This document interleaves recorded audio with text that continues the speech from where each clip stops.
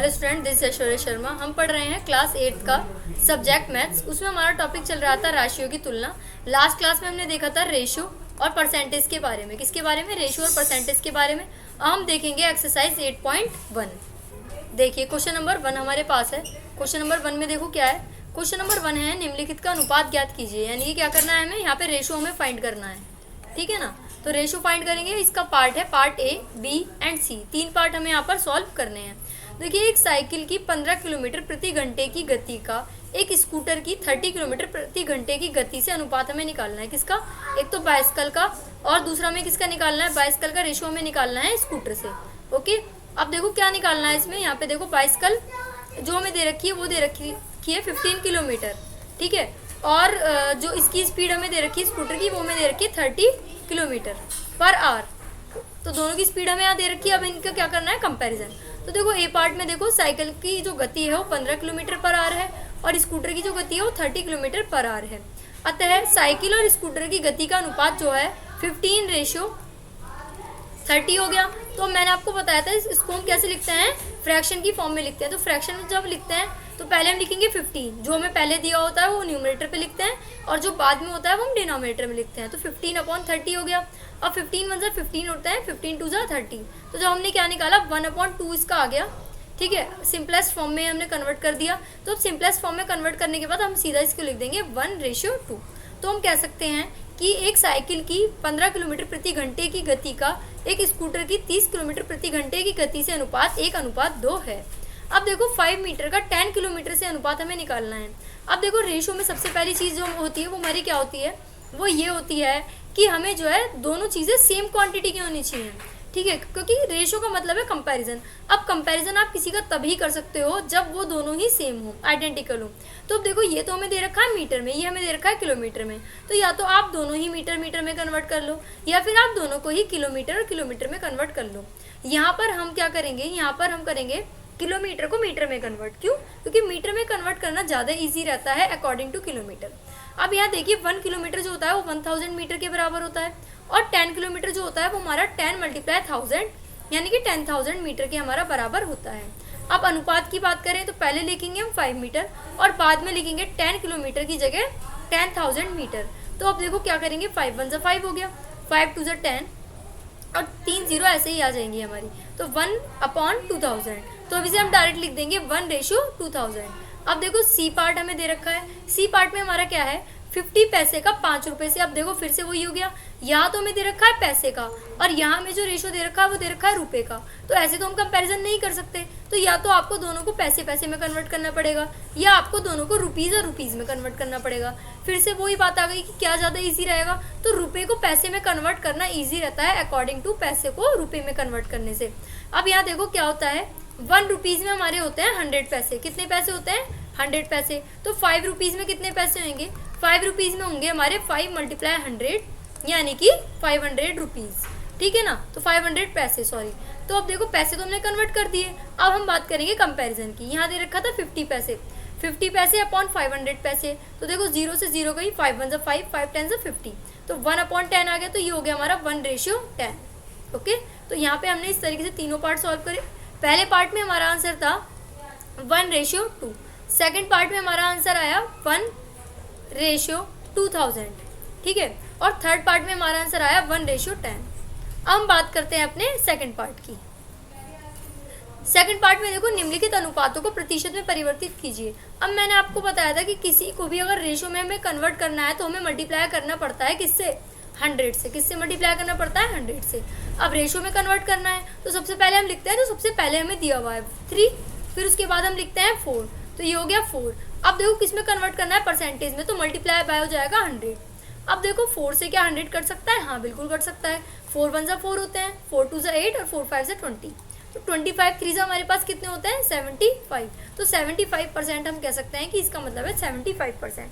अब देखो वैसे भी आपको पता होगा कि नॉर्मल 3/4 होता है वो 75% होता है। अब हम बात करते हैं 2:3 की।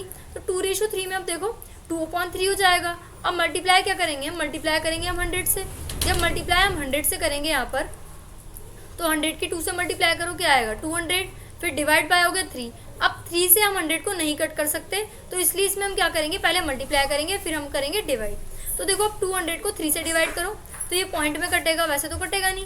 तो हम क्या करेंगे, 3 6 18 हमारा यहाँ आ जाएगा, रिमाइंडर बचा हमारा 2, फिर 0 आ गया, फिर 3 6 18 हो गया हमारा। तो अब कितना रिमाइंडर बचा, 2 बचा। तो हम क्या करेंगे, इसको हम लिख देंगे मिक्स फ्रैक्शन में 16, फिर आता है हमारा 2, फिर आएगा हमारा 3। ये चलता है क्लॉकवाइज। तो ये हमारा यहाँ पर आ गया। ओके, तो इस तरीके से हम कह सकते हैं 3/4 जो हमारा होता है वो होता है 75%, और 2:3 जो होता है वो होता है हमारा 66, 2/3%। और किसी की परसेंटेज निकालनी हो तो उसका तरीका भी इसमें यही होता है। अब बात करते हैं हम थर्ड क्वेश्चन की। थर्ड क्वेश्चन में क्या है, 25 विद्यार्थियों में से 72% यानी कि 72% स्टूडेंट जो हैं वो गणित में अच्छे हैं। कितने विद्यार्थी गणित में अच्छे नहीं हैं? तो देखो 25 टोटल स्टूडेंट है, ठीक है, और परसेंटेज जो है जो मैथ्स में अच्छे हैं वो कितनी है, 72%। कुल विद्यार्थी 75%। तो अब देखो जो नंबर ऑफ परसेंटेज हम नंबर ऑफ स्टूडेंट हम यहाँ निकालेंगे, कौन से वाले, नंबर ऑफ स्टूडेंट की विद्यार्थी जो गणित में अच्छे हैं, यानी कि 72% ऑफ 25। तो 25 की जगह 25 आ जाएगा। ऑफ की जगह हमारा क्या आएगा, ऑफ का मतलब होता है का मतलब क्या होता है, मल्टीप्लाई। अब परसेंटेज है 72, परसेंटेज हटाएंगे, अपॉन में आ जाएगा हमारा 100। आ गया सेम टू सेम ऐसे ही। अब देखो 25 1 से 25 होता है, 25 4 से 100 होता है। तो इतना तो हमने कर दिया। अब क्या करेंगे, 4 को 72 से कट सकता है या नहीं, तो काट के देखो, 4 1 जा 4, 4 1 जा 4, और कितने बचे, 3 बचे, 3 या 2 32, तो 4 8 जा 32। तो हमारा हो गया यहाँ पर 18, हो गया 18 स्टूडेंट ऐसे हैं जो मैथ्स को हमारे पसंद करते हैं, यानी कि लाइक करते हैं 18 स्टूडेंट मैथ्स को। अब क्या है, जो नहीं लाइक करते हैं यानी कि नहीं पसंद करते, वो कितने हैं, टोटल स्टूडेंट देखो 25 है, उसमें से मैथ्स को लाइक करते हैं 18, तो बच्चे भी क्या है, वो मैथ्स को लाइक नहीं करते, वो हो गए 7। तो हम कह सकते हैं विद्यार्थी जो गणित में अच्छे नहीं हैं 25 - 18 यानी कि 7। अतः 7 विद्यार्थी गणित में अच्छे नहीं हैं। तो हम कह सकते हैं 25 विद्यार्थियों में से 72% विद्यार्थी गणित में अच्छे हैं। और अगर ये पूछते कितने कितने अच्छे हैं विद्यार्थी, तो हम कहते हैं 18। अब ये पूछ रहे हैं कितने अच्छे नहीं हैं, तो हम यहाँ पर कहेंगे 7, ठीक है। अगर ये बोलते कि परसेंटेज बताओ, तो परसेंटेज तो हम डायरेक्ट निकाल सकते थे, 100 - 72, तो कितना आया हमारा, यहाँ पर हमारा है 28%। तो हम चाहते थे डायरेक्ट 25 का 28% भी हम यहाँ पर निकाल सकते थे। देखिए 25 1 जा 25, 25 4 जा 100, 4 1 जा 4, 4 7 जा 28। तो इस तरीके से भी हमारा आंसर 7 आया। तो जिस तरीके से आपको ईजी लगे आप उस तरीके से इस क्वेश्चन को सॉल्व कर सकते हैं। अब बात आती है क्वेश्चन नंबर 4 की हमारे पास। फिर हम अपना क्वेश्चन सॉल्व करेंगे क्वेश्चन नंबर 5, फिर क्वेश्चन नंबर 6 हमारे पास है ना। तो ऐसे ही हम तीनों क्वेश्चन और भी हम यहाँ पर सॉल्व कर लेंगे। देखो क्वेश्चन नंबर 4 में हमारे पास क्या है, एक फुटबॉल टीम ने कुल जितने मैच खेले उनमें से 10 में जीत हासिल की। यदि उनकी जीत का प्रतिशत 40 था तो उस टीम ने कुल कितने मैच खेले। तो देखो 10 में जीत हासिल करी उन्होंने, 10 मैच क्या हुआ, 10 मैच वो विन कर गए। तो अभी कह रहे हैं ये जो परसेंटेज था ये 40% था। तो अभी कह रहे हैं कि कुल मैच कितने खेले, टोटल यहाँ पे हमें फाइंड करना है। तो देखो कुल मैच हमने मान लिया x, क्या माना हमने माना x। अब देखो कुल मैच का 40% ही तो 10 था, तो हम कहेंगे कुल मैच कितने थे हमारे x, तो x का 40% कितना था हमारा, 10 था ना 10 हमारा, तो 10 हमारा था। तो x की जगह हम क्या रखेंगे, x की जगह x आ जाएगा, का की जगह मल्टीप्लाई आ जाता है, और 40 की जगह 40, अपॉन में आ गया 100, और ये क्या है 10, ठीक है। अब देखो x तो यही रहेगा। अब मैंने आपको समझाया था कि जो चीज़ डिवाइड में होती है वो दूसरी साइड जाके मल्टीप्लाई में चली जाती है, और जो चीज़ मल्टीप्लाई में होती है वो डिवाइड में चली जाती है। अब देखो 0 से यहाँ पर 0 गई, 4 से इसको काटेंगे तो हमारा आएगा 25। तो हम कह सकते हैं कि फुटबॉल टीम ने कुल 25 मैच खेले। कितने मैच खेले, 25। अगर वो कहते हैं कि 25 में से कितने मैच उन्होंने जीते, तो 10 जीते। और कितने मैच वो हार गए, तो वो हार गए 25 में से 10 गया, कितने बचे, 15 मैच वो लॉस्ट कर गए, अपने हार गए। अब देखो अगर वो कहते हैं कि परसेंटेज बताओ हारे हुए मैच की, तो 15 डिवाइड बाय 25 मल्टीप्लाई 100।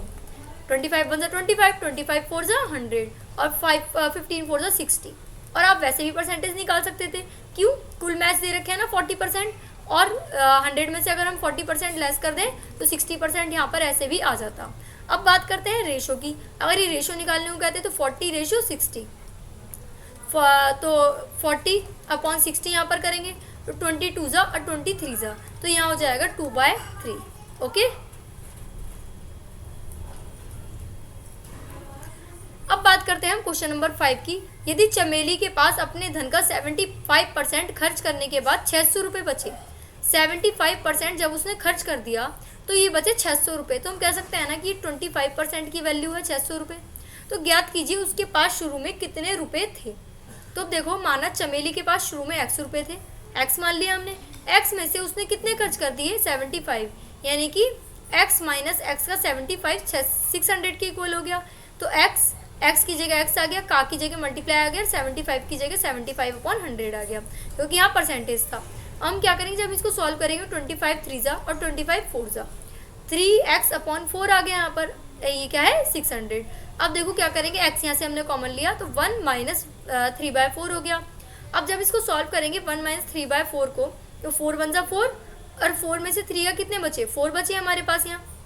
तो ये क्या हुआ, ये हुआ x मल्टीप्लाई 1/4 इक्वल टू 600। अब मैंने आपको बताया था कि जो 4 है ये डिवाइड वहाँ जाके कहाँ चला जाता है, डिवाइड में चला जाएगा। तो 600 मल्टीप्लाई 4 और डिवाइड में 1 आ जाएगा, तो 1 की तो कोई वैल्यू यहाँ पर ऐसा सच है नहीं। तो 600 की 4 से मल्टीप्लाई करेंगे तो 2400 हमारे यहाँ पर आ जाएगा। तो हम कह सकते हैं कि उसके पास शुरू में 2400 रुपीज़ थे। ओके, अब देखिए बात करते हैं हम क्वेश्चन नंबर 6 की। यदि किसी शहर में 60% व्यक्ति क्रिकेट पसंद करते हैं, तो देखो यहाँ लिखते हुए चलो, क्रिकेट कितने लोग पसंद करते हैं 60%। अब बात करते हैं 30% फुटबॉल पसंद करते हैं, तो फुटबॉल कितने पसंद करते हैं 30%। अब बात करते हैं कि शेष अन्य खेल पसंद करते हैं, तो अन्य खेल जो है अदर्स, उसमें क्या आएगा, अदर खेल में से 100 में से अगर मैं लेस कर दूँ 60 और 30 तो हमारा आ जाएगा 10%। तो भी कह रहे हैं तो ज्ञात कीजिए कितने प्रतिशत व्यक्ति अन्य खेल पसंद करते हैं। यदि कुल व्यक्ति 50 लाख हैं तो प्रत्येक प्रकार के खेल को पसंद करने वाले व्यक्तियों की यथार्थ संख्या ज्ञात कीजिए। तो पहले जो इन्फॉर्मेशन हमें गिवन है वो हम लिख लेते हैं। व्यक्तियों का प्रतिशत जो क्रिकेट पसंद करते हैं 60, व्यक्तियों का प्रतिशत जो फुटबॉल पसंद करते हैं 30 और व्यक्तियों का प्रतिशत जो अन्य खेल पसंद करते हैं वो 100 में से लेस करते हैं। क्यों? क्योंकि परसेंटेज का मतलब ही अपने आप में क्या होता है 100 होता है। अब देखो यह है हमारे 10% व्यक्तियों की संख्या जो क्रिकेट पसंद करते हैं। अब ये कह रहे हैं कि संख्या निकालो, तो संख्या कैसे निकालेंगे, टोटल व्यक्ति कितने हैं 50 लाख, 50 लाख का 60% हम यहाँ निकालेंगे तो हमारा आ जाएगा 30 लाख। अब देखो व्यक्तियों की संख्या जो फुटबॉल पसंद करते हैं तो 50 लाख का निकालेंगे 30%, तो 50 लाख का 30% हमारा आएगा 15 लाख, आ गया 15 लाख। अब व्यक्तियों की संख्या जो अन्य खेल पसंद करते हैं तो अन्य खेल पसंद करने वाले थे 10%, तो 50 लाख का हम यहाँ पर निकालेंगे 10%, तो वो हमारा आएगा 5 लाख। अब आप इन्हें प्लस करके देख सकते हैं, 30 और 15 कितने होता है 45, 45 और 5 50, तो 50 लाख हमारा आ रहा है। तो इसका मतलब हमने सही ये क्वेश्चन करा है। तो हम कह सकते हैं तो व्यक्तियों की संख्या 5 लाख है जो अन्य खेल पसंद करते हैं। कितनी है 5 lakh. So what did we learn today, we learn today that कि कैसे हम परसेंटेज निकालें, और परसेंटेज को आज हमने सीखा कि क्वेश्चन में हम कैसे अप्लाई करते हैं। सपोज करो अब हम एक एग्जांपल लेके आपको मैं अच्छे से एक्सप्लेन कर देती हूँ। टोटल स्टूडेंट थे किसी क्लास में 20, ठीक है, उसमें से गर्ल्स हैं हमारी 8। तो अब ये पूछ रहे हैं कि ये बताओ कि बॉयज़ जो हैं, बॉयज़ कितने परसेंटेज हैं, बॉयज़ कितने परसेंटेज हैं, गर्ल्स कितनी परसेंटेज हैं, और नंबर ऑफ़ बॉयज़ कितने हैं। ये हमसे इस क्वेश्चन में पूछा, नंबर ऑफ़ बॉयज़ कितने हैं। तो अब देखो बॉयज़ का परसेंटेज हमसे पूछा है तो हम क्या कहेंगे, हम लिखेंगे टोटल कितने हैं 20। तो पहले गर्ल्स का परसेंटेज निकालने के लिए हम क्या करते हैं, गर्ल्स का परसेंटेज हम निकालने के लिए करते हैं नंबर ऑफ़ गर्ल्स जो होती हैं वो ऊपर आ जाती हैं और टोटल स्टूडेंट जो है वो नीचे आ जाएगा, इंटू हो जाएगा 100। तो नंबर ऑफ़ गर्ल्स कितनी है 8, टोटल स्टूडेंट है 20 मल्टीप्लाई बाय 100, तो 21 से 20, 25 से 100, तो 5 8 से कितने हो जाएंगे 40। तो 40% हमारी गर्ल्स हैं। तो हम कह सकते हैं बॉयज़ कितने हैं, तो 100 में से डायरेक्ट यहाँ पे लेस कर दो 40, तो हमारा आ जाएगा 60%। 60% है हमारे बॉयज़, आ गए ना बॉयज़। अब कह रहे हैं नंबर ऑफ़ बॉयज़ बताओ, तो टोटल स्टूडेंट थे 20, उसका 60% निकाल दो नंबर ऑफ़ बॉयज़ निकालने के लिए। 21 से 20, 25 से 100, 5 1 से 5 और ये आ जाएगा 12। तो नंबर ऑफ़ बॉयज़ कितने हो गए 12। और वैसे भी हम कह सकते थे नंबर ऑफ़ बॉयज़ कैसे, नंबर ऑफ़ बॉयज़ हमारे आ सकते थे कैसे करके, नंबर ऑफ़ बॉयज़ आ सकते थे टोटल में से 20 में से 8 लेस कर देंगे तो हमारा क्या आएगा भाई, हमारा यहाँ पर आएगा 12। तो ऐसे भी हम 12 निकाल सकते हैं। तो हमारा आ गया परसेंटेज जो है बॉयज़ का वो 60 है, गर्ल्स का परसेंटेज जो है वो हमारा 40 है, नंबर ऑफ़ बॉयज़ जो है वो हमारे 12 है। तो इस तरीके से हमने यहाँ पर सॉल्व करा। अब मिलते हैं नेक्स्ट क्लास में, तब तक के लिए थैंक यू।